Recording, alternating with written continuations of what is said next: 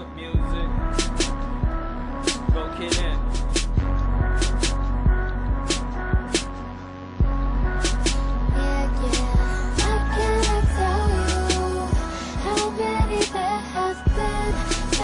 Just like you, I do not need you, 'cause you are just like them. I mean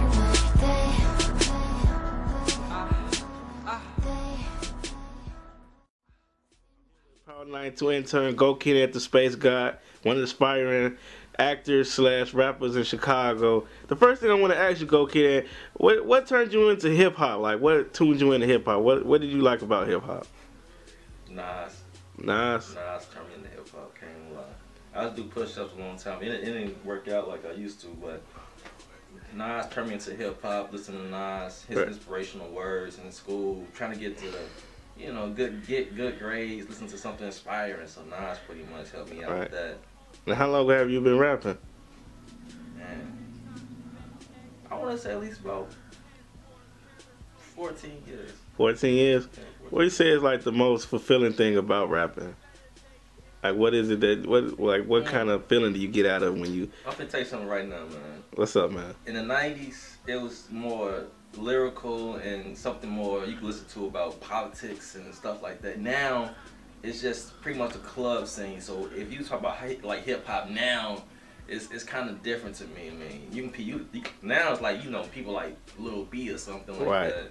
But back in the day, it used to be like people like, you know, Biggie, Nas, Tupac, Jay-Z, stuff like that. So now it's like, in the 90s, that was it to me. Now it's just, you can actually basically just commercial rap, right? Yeah, you make a club track or some shit. So instead, it's just basically all talk about the cars and the thousands of dollars, the racks or whatever. Yeah, man. But it ain't no actual... Throwing 50 racks in a strip club. How does that make you feel? That made me feel terrible.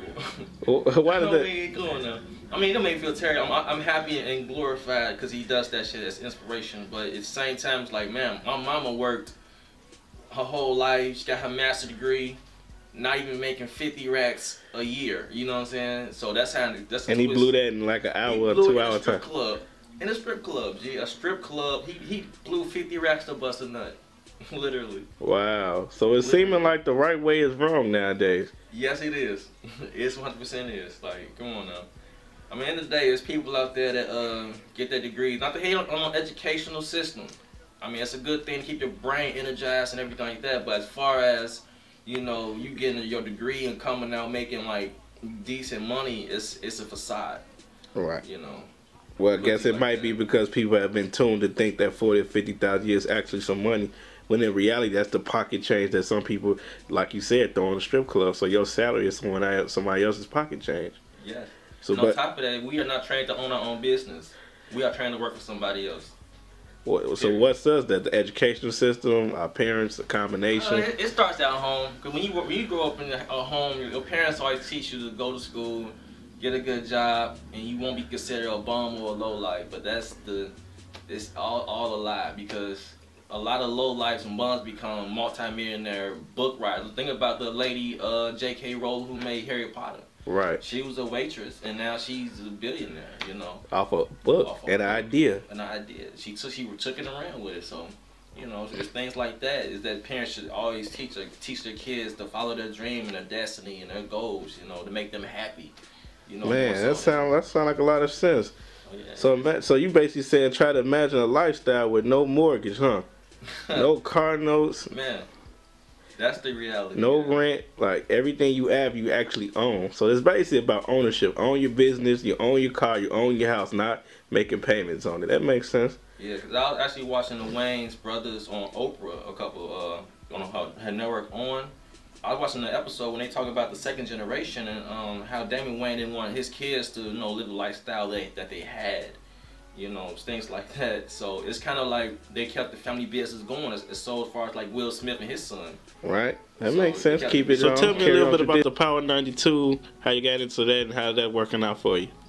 It started out with me pretty much following Big Pat to all his shows. Right. Follow him to all his shows, networking with everybody who works at 92.3 first.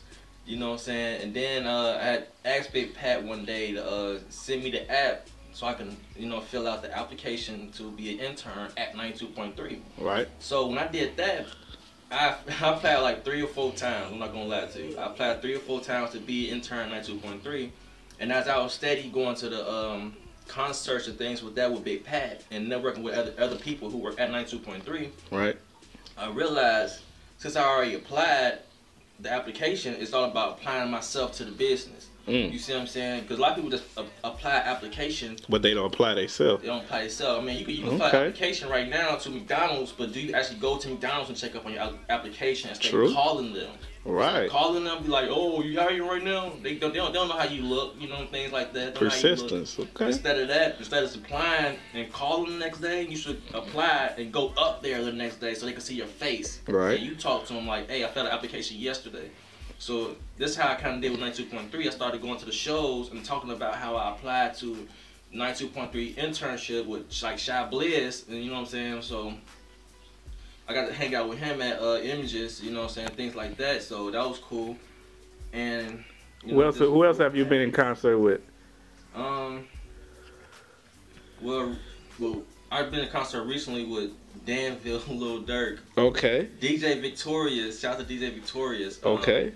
He actually, another thing is with DJ Victorious, I think he's with GMG, which is Twista label. I'm actually currently trying to get signed with them. Okay. I'm not sure if it's gonna go through yet. It's just a, you know what I'm saying, trial and error, right. Trial and error. You know what I'm saying. So what other advice you have to give to these young, aspiring young children? Because they really in a standstill. The economy's messed up. As you said, college, it's a good chance they might be 40, 50,000 in debt with no job to show for it. I mean, what direction can they really go to have, like you said, some autonomy, some independence, true independence as far as work for themselves and not get screwed by the system? Because it's tough out here, man. It's something my guys, I learned from my guys BXC, and they used to be sounding ludicrous. Right. They used to be sounding ludicrous. Everybody didn't even know nobody really knew who they was. But what they did was they applied themselves to the music business. Now they have a resume as far as like hanging around with GLC, Twista, Shauna, you know, got something ludicrous, DJ Ferris, you know what I'm saying? My guys BXC, they might not have been known on the DTP label, but they independently, they applied themselves. Right. So for me, I would say you have to apply yourself and be what you want to be and do what you have to do for yourself first before you worry about something somebody else can do for you. Okay. So you gotta apply yourself for yourself first. Be independent. Man, that makes a lot of sense. Real. Man, listen to Gokid, man. I'm Steven Tyler, film director slash photographer, and that's Gokid in, man. Real words of encouragement, real words of wisdom, man. Come from somebody with experience in the game, man. And follow me on at Twitter, Power92 Intern. Yep.